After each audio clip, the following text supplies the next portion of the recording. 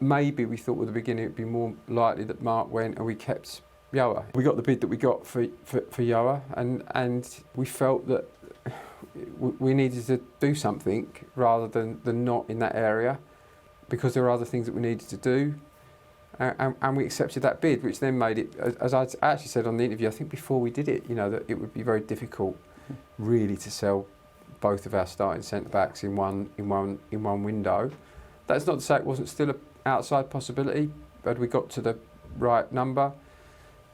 But then Chaddy got injured. That doesn't look quite as bad as it seems, but it still left us very light and really made it impossible for us to consider at that point.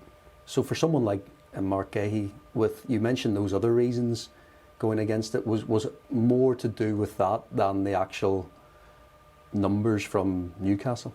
We need to make sure, first of all, that we're secure, if we think we can be secure, and then try and build a squad that we think can push on up the league. And of course we aspire to play in Europe. It'd be a dream if we could get this club into Europe.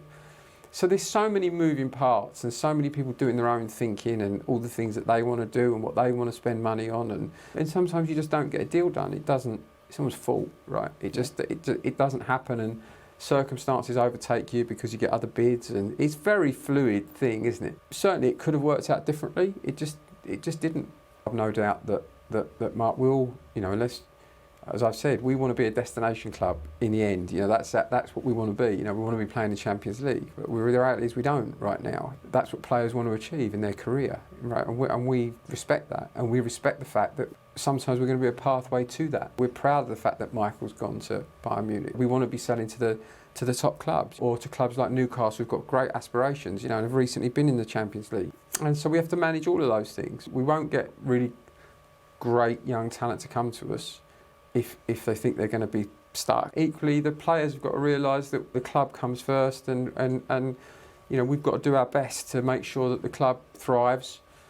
We can build the new stand, we can carry on growing and developing, and obviously all of that's much easier to do in the Premier League, and even easier to do if you can get into the top 10 and maybe knock on the door of Europe. I was really, really worried from a club point of view of losing Michael and Ebbs in the same window, and we didn't have in Ebbs the interest that I thought we would have. I mean, I was astounded.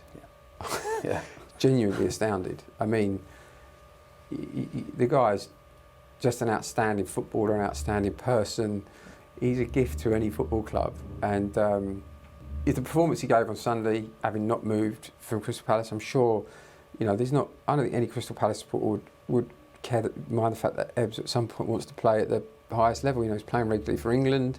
I think he's back in the squad again, which we're so proud about. So I think we've laid a marker down for what we want to achieve for the club, for what we want to achieve to the boys, that come to the club.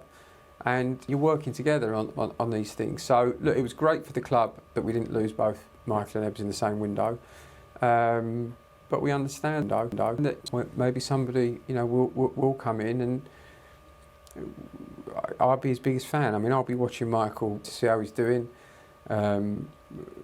It's a big change for Palace fans to have players going to these kind of clubs. Perhaps slightly better that Michael's not playing in another Premier League club for us, and not playing against us.